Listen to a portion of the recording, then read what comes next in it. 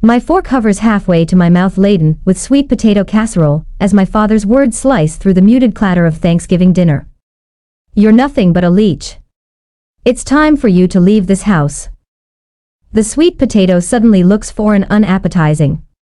Around me the dining room falls into a silence, so complete, I can hear the antique clock ticking from the living room. The same clock I paid to repair last month. I look up searching for anything in my mother's face. But Denise stares intently at her plate, rearranging green beans she hasn't touched. Across from me my 17-year-old sister Tessa's eyes have gone wide, fixed on her half-empty glass of water. What makes this betrayal so sharp is the timing. I spent the entire morning in the kitchen basting the turkey, whipping potatoes, and baking 3 different pies while they watched football.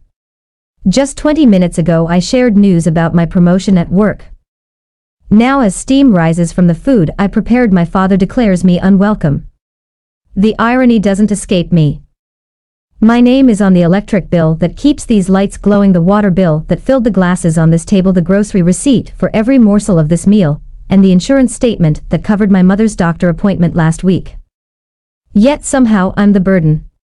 3 months ago, when Mom lost her job at the accounting firm, I stepped in without hesitation. The bills piled up faster than excuses, and Frank's part-time work at the hardware store barely covered the mortgage. I started paying for everything else: utilities, groceries, car insurance, even Mom's medical expenses. Each month, as more accounts transferred to my name, Dad grew more distant, more resentful. His signature, once required for everything in this household, became increasingly irrelevant, his authority diminishing. 2 weeks ago I overheard him talking to Mr. Simmons next door, his voice carrying through the open kitchen window. "It's not right," he complained, leaning against the fence. "A man losing control of his own household. She acts like she owns the place now." I didn't realize he meant me until I heard him say my name. Frank stares at me now, his jaw clenched tight, waiting for tears or protests. When I simply continue eating, his knuckles whiten around his fork. The sweet potato tastes like nothing in my mouth, but I chew methodically, swallow, and take another bite. "Did you hear what I said?" His voice rises thick with irritation. "You need to be out by the weekend." My hands tremble slightly, but not from fear, from something deeper, something shifting inside me. I set down my fork, place my napkin beside my plate, and meet his gaze. "I understand perfectly. I understand perfectly." These 3 words hang in the air, not tearful or angry, but calm, almost thoughtful. Frank blinks, clearly thrown by my composure. The silence stretches until Mom finally speaks, but not to defend me. "Blair," she says, voice hushed and hurried. "You'll still pay the medical insurance this month, right? I have that appointment on Tuesday." And there it is. The full picture comes into perfect, painful focus. Not family, just a financial resource. Not daughter, just a signature on the bottom of checks. I stand and collect my plate along with Tessa's empty glass. "Of course, Mom." I answer, my voice steady despite the hollow feeling spreading through my chest. "I'll take care of it before I go." As I move toward the kitchen, my mind catalogs everything in this house that bears my name. The internet service I upgraded when Tessa needed it for school. The refrigerator I replaced when the old one died in July. The utility accounts transferred to me when the warnings of disconnection arrived. I rinse my plate at the sink, methodically scraping uneaten food into the garbage disposal. Through the kitchen window I can see my car in the driveway, the only thing I own outright that isn't tied to this house. At least I'll have that when I leave. Behind me I hear Tessa's chair scrape against the floor as she brings her plate to the kitchen. When she places it beside the sink, she doesn't meet my eyes, but her fingertips brush against my wrist for the briefest moment. It's the closest thing to support I've felt in months. The digital clock on my nightstand blinks 1:18 a.m. as I fold another sweater into my suitcase. Sleep feels impossible with the weight of Frank's words still ringing in my ears. I've been packing methodically for hours, my movements automatic while my mind races. I reach for the stack of financial documents I keep in my desk drawer: insurance statements, utility bills, grocery receipts, planning to sort what I need to take. But underneath them I spot a bank statement with Frank's name. Strange. I haven't seen paper statements for months. Everything switched to electronic after Mom lost her job. I pull it out, then another and another. A small stack of statements spanning the last 3 months, all for an account I've never seen before. An account with a balance that grows each month, while I've been draining my savings to keep the lights on. My hands shake as I drop onto the edge of my bed. The statements blur before my eyes until I blink hard, forcing myself to focus on the numbers. $4,000 in July. $5,000 in August. Nearly $7,000 now. Flipping through the rest of the documents, I find a boat dealer's brochure with Frank's handwritten notes in the margins. Down payment. $5,500 circled in blue ink. Schedule delivery after Thanksgiving underlined twice. A fishing boat. While I've been paying for Mom's doctor visits and the internet Tessa needs for school, there's more. A notepad with dates jotted down. November utility due dates. My name with question marks. After bills paid written and underlined. They've been planning this for weeks, waiting until I covered November's expenses before kicking me out. A soft knock interrupts my thoughts. The door opens just enough for Tessa to slip through, her eyes wide as she takes in the packed boxes and open suitcases. "You're really leaving?" she asks, hovering by the door like she's preparing a quick escape. I sit surrounded by the physical evidence of my family's betrayal while Tessa stands with one hand still on the doorknob. The power imbalance isn't lost on me, her freedom to walk away, my forced departure. "Dad didn't give me much choice," I answer, tucking the bank statements into my purse. Tessa chews her bottom lip. "Mom said they need your room for storage now that Dad's buying that boat." The casual confirmation hits like a physical blow. "Boat?" "The fishing boat he put a deposit on last month." Tessa's voice drops to nearly a whisper. "I heard them planning all this weeks ago. How they'd wait until after you paid the bills for November. You knew." The betrayal expands, growing tendrils that reach even to Tessa. Her eyes fill with tears. "I was scared to tell you. Dad said anyone who warned you would be next." I want to be angry with her, but the fear in her face is too real. She's still a child navigating the same manipulative household I'm escaping. "There's more," she continues, glancing nervously at the hallway. "Those medical appointments Mom's been having.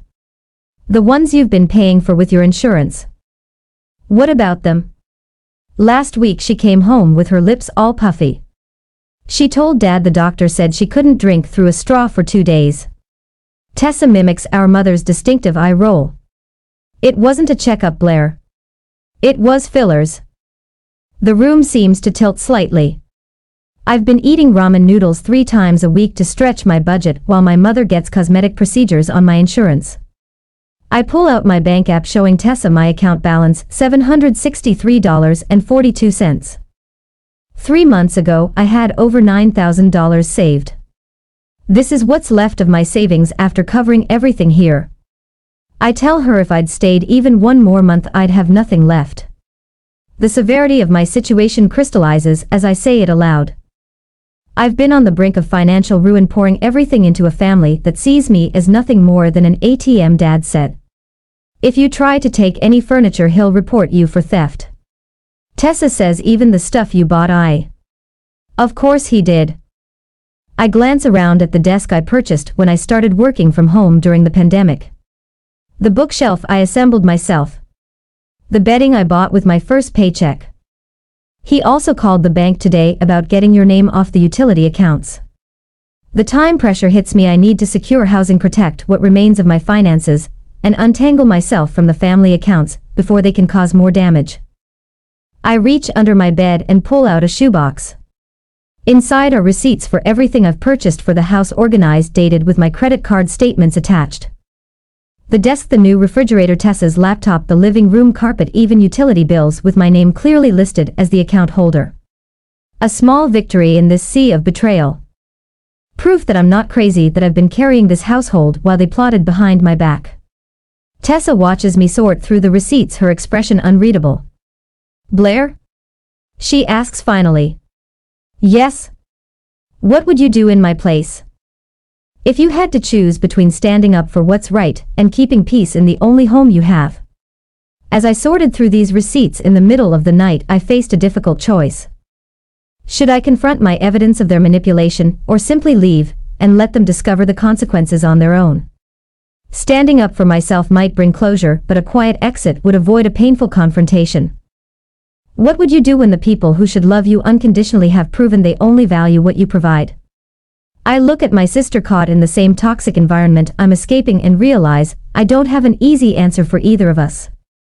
3 days later, while I am at lunch break at my part-time job, my Aunt Phyllis's voice crackles through the phone, each word landing like a slap. Honestly, Blair, I never thought you'd abandon your parents when they needed you most. I gripped the phone tighter, watching my knuckles turn white. 3 days since Thanksgiving, and Frank has already constructed his version of events for the family to consume. Did Dad mention he kicked me out? I asked, keeping my voice level. He said you left them high and dry after a little disagreement, she says, her tone heavy with judgment. They're organizing a family meeting at my house this weekend to discuss your behavior. Of course they are, a public forum where they control the narrative. I'm sure they are, I say, and end the call before she can respond. After the shift, I came to my friend's home. I sink onto the edge of Drew's pull-out couch, now my temporary bed. My entire life sits in 4 hastily packed boxes, and 2 suitcases stacked against the wall. Everything I couldn't fit waits in my car downstairs, 25 years reduced to what I could grab in 2 frantic hours while my parents were at church on Sunday. My phone buzzes again, another text from a cousin who's heard I've broken Mom's heart. I don't open it. The constant notifications have created a new anxiety. Each alert sends my heart racing, wondering which relative will attack next.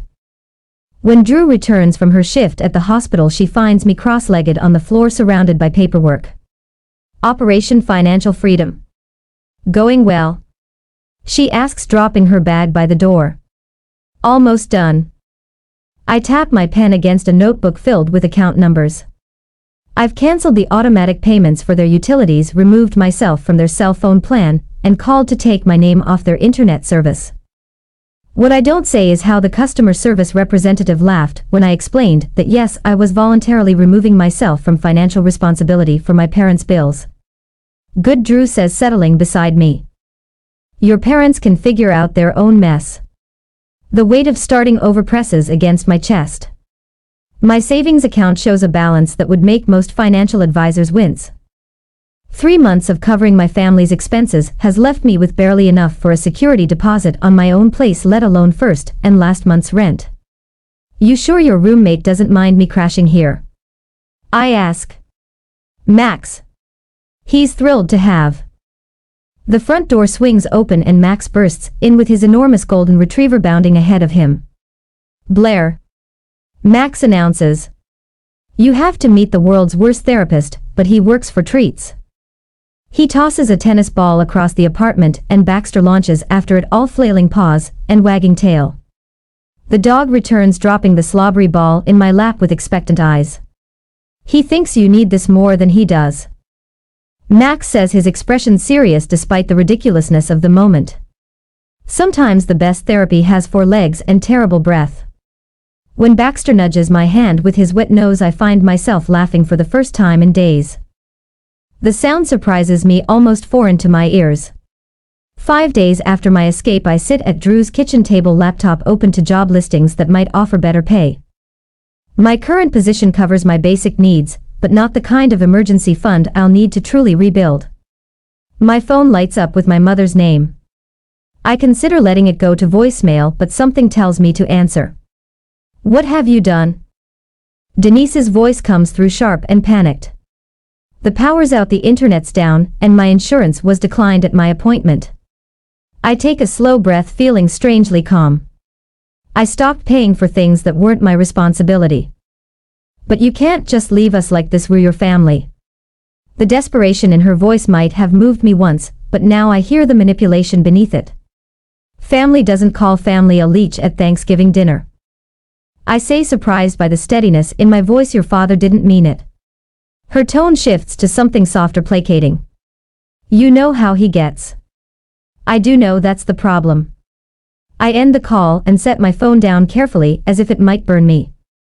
Later that evening, Drew leans over my shoulder as I create new passwords for my email and banking accounts. I notice some suspicious login attempts on your accounts, she says, pointing to the security alerts. We should set up fraud alerts just to be safe. The contrast isn't lost on me, Drew asks before borrowing my charging cable. While my family felt entitled to everything I owned. Even now, Drew stands a respectful distance away, waiting for my response, instead of grabbing the laptop to do it herself. Good idea, I say, thanks. That night I find myself scrolling through apartment listings within my budget. Small studios, most of them, but they represent something I've never fully had, a space that's completely mine, where no one can tell me I don't belong. I don't ask anyone's opinion about the neighborhoods, or worry whether the kitchens are big enough for family gatherings. The decisions are mine alone. The next morning I head to a local credit union, and open a new account under just my name. I transfer every penny from my old account, the one my parents know about. My phone pings with a text from Tessa. Mom looking for your banking info. Says she needs to check something. Don't trust her. I've barely finished reading when my phone explodes with notifications, 6 missed calls from home in the last hour. Simultaneously an email appears. Fraud alert. Password reset attempt on your banking app. I stare at the screen, anger rising like a tide. They're not just trying to guilt me into coming back. They're trying to take what little I have left. A day later, the bank representative's voice carries a note of concern that feels strangely validating. Mississippi Mitchell, we've blocked 3 separate password reset attempts from your parents' home address in the last 24 hours. I grip my phone tighter, pacing the small confines of Drew's spare bedroom that has become my temporary sanctuary. And you're certain they can't access anything? Positive. We've flagged your account for enhanced security measures. Any changes will require in-person verification with photo ID. My chest loosens slightly as I thank her, and end the call, adding her name to my growing documentation notebook. Methodical calls have yielded similar results: credit cards secured, utilities formally removed from my name, and medical insurance accounts protected with additional verification steps. The electric company representative had sounded almost impressed. Smart move contacting us. Your mother called yesterday trying to reinstate service in your name without authorization. Each confirmation acts like a brick in the wall I'm building between my former life and whatever comes next. Not a wall of anger though that simmers beneath the surface, but of protection, solid, necessary, and entirely of my own design. Drew appears in the doorway with a steaming mug. Tea with honey. Thought you could use it after all those calls. I accepted gratefully, wrapping my hands around the warmth. Last one done. Nobody can access or change anything without my direct approval now. Drew nods approvingly. How does it feel? Before I can answer, a thunderous pounding rattles the apartment door. The tea sloshes over my fingers as Drew and I exchange startled glances. Blair. My father's voice booms through the wood. Open this door right now. Drew motions for me to stay put, but I'm already moving. This confrontation has been inevitable since the moment I walked out. The pounding intensifies as I approach, each impact like a physical blow. Through the peephole, I see my father's face, flushed and contorted with rage. I've seen directed at bill collectors, telemarketers, and now me. I know you're in there. Another series of blows makes the door frame shudder. You think you can just abandon your family and destroy our lives? A door opens across the hall and Mrs. Perkins, a retiree who baked cookies for Drew when he first moved in, peers out cautiously. Her eyes widen at the sight of Frank pounding and shouting. Young man, she calls, her voice quavering but determined. I've already called building security. Frank whirls toward her. Mind your own business, lady. This is between me and my daughter. Your behavior is my business when it disturbs the peace, she retorts, pulling her robe tighter around herself. Frank turns back to the door, his voice dropping to something more dangerous. Blair. If you don't open this door right now, I'll. The threat transforms into action as he steps back and kicks the door hard enough to splinter the wood around the lock. Mrs. Perkins gasps and retreats inside her apartment. My hands tremble as I dial 911, speaking quietly to the dispatcher while Frank continues his assault on the door. Through the damaged wood I hear the elevator ding, followed by heavy footsteps. "Sir, step away from the door immediately." The authoritative voice of the building security guard cuts through Frank's shouts.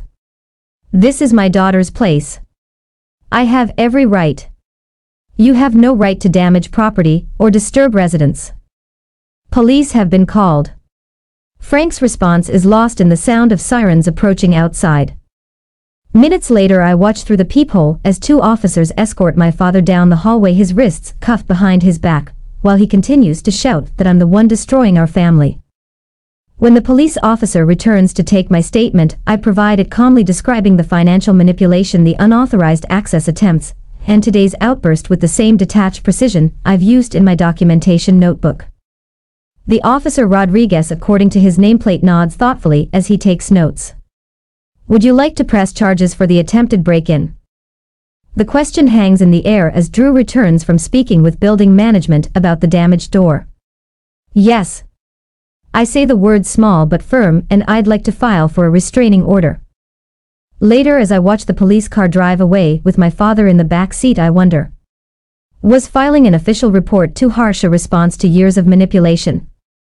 Or was it the necessary step to protect myself from further harm? Drew squeezes my shoulder gently. "Max is bringing home some security cameras for the entrance. We'll set them up tonight." I nod, grateful for the practical support that asks nothing in return. My phone buzzes with a text from Tessa. "Mom took your laptop and camera from your room. Said they're collateral for what you owe them." The message lands like a stone in my stomach. More theft to add to the emotional robbery they've committed for years. I thumb a quick response. "Do you know where she took them?" Tessa's reply comes almost instantly. "Heard her on the phone with Parkway Pawn. Said she got $300 for both." Cated. I show Drew the message. Anger rising fresh and hot in my throat. "Those were worth over $2,000. Do you have the receipts? Serial numbers?" I nod, thinking of the meticulous documentation I've maintained for tax purposes. "Everything." An hour later, Officer Williams takes my theft report with appropriate seriousness, examining my purchase receipts and noting the serial numbers. Pawning someone else's property is a criminal offense. She explains, her tone professional but kind. "We'll contact the shop and recover your items." The system that felt so often stacked against me now works in my service. A strange reversal that leaves me lightheaded with possibility. That evening my phone begins lighting up with calls from relatives I haven't spoken to in months. Aunt Sarah's message is the first I listen to. "Blair? Honey. I heard about Frank's arrest. I'm so sorry. We had no idea things were so bad." The neighbors who witnessed Frank's outburst have apparently shared their observations, shifting the public narrative my parents tried to control. The story is spreading, cracks forming in the facade my parents constructed. As I help Max mount the security camera above Drew's door, another text from my mother arrives. The casual entitlement of her words makes my jaw clench. "I had to pawn your camera and laptop to cover the electric bill you left us with Parkway Pawn on 4th Street. You owe me $300 plus interest." Inky. I pass the phone to Drew, who reads it and shakes her head in disbelief. "The delusion is almost impressive," she mutters, handing it back. I save the message as evidence my anger, not at her audacity, but at how long I allowed myself to believe I deserved such treatment. The revelation settles into determination as I finish securing the camera that will capture any future attempts to invade the new boundaries I've built. This time I'm the one watching. My phone vibrates against the coffee table, my mother's name flashing on the screen. I've been waiting for this call. 3 days since I filed the police report about my stolen laptop and camera, and finally they're ready to negotiate. "Blair?" Mom's voice trembles slightly. "I've been thinking about everything, and I want to propose a compromise." I say nothing, letting the silence stretch between us. In the background I hear the television playing the same game show that used to fill our living room every weekday at this hour. "If you drop that ridiculous theft report, you can come back home." She pauses, clears her throat. We'll let you continue living here, of course. Your room is still exactly as you left it. The rehearsed quality of her words is unmistakable. I picture Dad hovering nearby, nodding approval at her performance. And Blair? She continues when I don't respond. I think we should discuss your state of mind lately.